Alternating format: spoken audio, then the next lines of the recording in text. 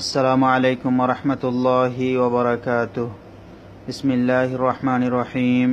আলহামদুলিল্লাহি রাব্বিল আলামিন ওয়াল আকিবাতু লিল মুত্তাকিন ওয়াস সালাতু ওয়াস সালামু আলা সাইয়্যিদিল আমবিয়াই ওয়াল মুরসালিন ওয়া আলা আলিহি ওয়া আসহাবিহি আজমাইন, আম্মা বা'দ।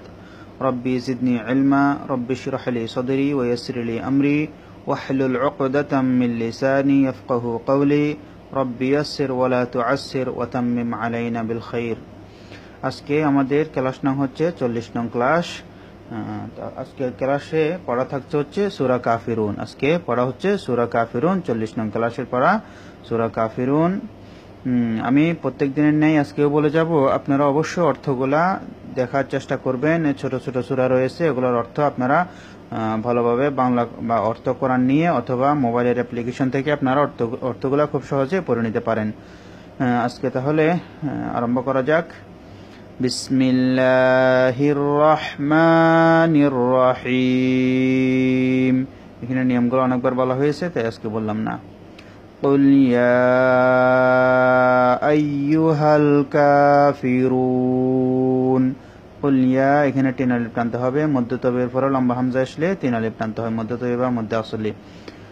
আইয়ু, ইয়া শক্ত হবে, ইয়ার মধ্যে তাসদীদ হলে কাফিরুন, কাফ খাড়া যাবে, 1 আলিফ টানতে হবে। ফিরুন, এখানে মদের হরফের পরে ওয়াও এসেছে, ওয়া হচ্ছে 1 আলিফ টানতে হবে মদের হরফ।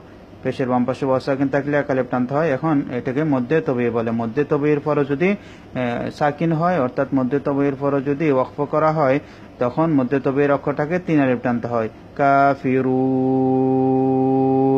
এভাবে 3 আলিফ টানাটাকে বলা হয় মধ্যে আরজি। এবার 3 আলিফ টানাটাকে মধ্যে আরজি বলা হয়। মধ্যে আরজি 3 আলিফ টেনে পড়তে হয়। কুল ইয়া আইয়ুহাল কাফিরুন। তাহলে মধ্যে হরফটা এখন মধ্যে আরজি হিসেবে 3 আলিফ টানতে হবে, কেননা এখানে নুনের মধ্যে ওয়াকফ করার কারণে এটা আরজি সাকিন হয়েছে। পেশে বাম পাশে ওয়া সাকিন থাকলে মধ্যে তবের পরে যদি ওয়াকফ করা হয়, তাহলে 3 আলিফ টানতে হয়। এবং 3 আলিফ টানাটাকে মধ্যে আরজি বলা হয়। এটা হচ্ছে একটা নিয়ম। এই নিয়মটা এখানে আসবে, সেজন্য আমি ভালোভাবে এখানে বলে দিলাম, এবং এখানেও আসবে, সেজন্য এখানে ভালোভাবে বলে দিলাম নিয়মটা। কুল ইয়া আইয়ুহাল কাফিরুন লা আ'বুদু মা তা'বুদুন। এখানে যেমনটি 3 আলিফ টান হয়েছিল, এখানে 3 আলিফ টান হবে। মধ্যে তবের পরে লম্বা হামজা এসেছে, সেজন্য 3 আলিফ টান হবে। আর এখানে একই নিয়ম, 3 আলিফ টানতে হবে। এখানে 3 আলিফ টানতে হবে মধ্যে আরজি, যেহেতু ওয়াকফ করা হয়েছে মধ্যে হরফের পরে, সেজন্য এখানে 3 আলিফ টানতে হবে মধ্যে আরজি। লা আ'বুদু মা তা'বুদুন ওয়ালা আনতুম আবিদুনা মা আ'বুদ। এখানে ওয়ালা 3 আলিফ টানতে হবে, একই কানুন।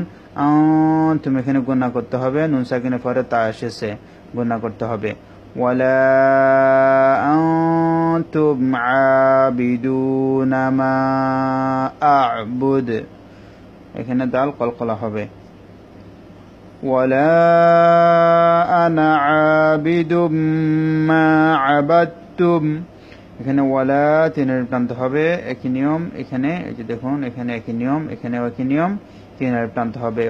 তারপর এখানে একটা লক্ষ্য করুন, ওয়ালা আনা লেখা আছে, আনা নুন আলিফ জবর না আছে, কিন্তু মিলিয়ে পড়ার সময় নুন আলিফটা পড়া হবে না। যদি এখানে ওয়াকফ করা হতো, তখন নুন আলিফটা পড়া হতো। যেখানে আপনারা দেখবেন হামজা, লম্বা হামজার পরে এভাবে নুন আলিফ আসবে, ওইখানে আলিফটা পড়া হবে না, শুধু নুন জবর না উচ্চারণ করা হবে মিলিয়ে পড়ার সময়। আর ওয়াকফের সময় আলিফটা পড়া হবে। ওয়ালা আনা আবিদুম মা আবাদতুম ওয়ালা আনতুম আবিদুনা মা আ'বুদ। এখানে ওয়ালা 3 আলিফ টানতে হবে, গুণা করতে হবে। আনতুম, খাড়া জবর 1 আলিফ টানতে হবে। আবিদু, পেশের বাম পাশে ওয়া সাকিন টানতে হবে। মা 3 আলিফ টানতে হবে। এখানে দাল ওয়াকফ করার কারণে কলকলা হবে। ওয়ালা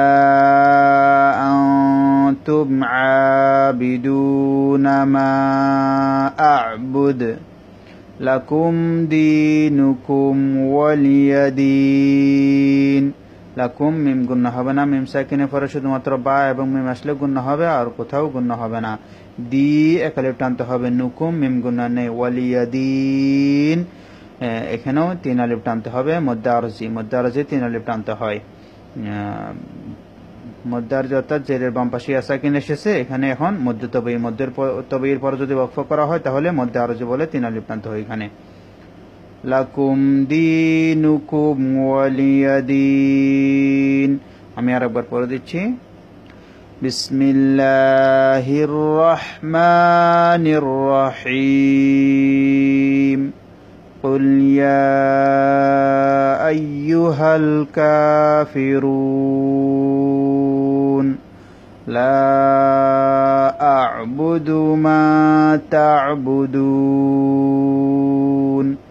ولا أنتم عابدون ما أعبد ولا أنا عابد ما عبدتم ولا أنتم عابدون ما أعبد لكم دينكم ولي دين।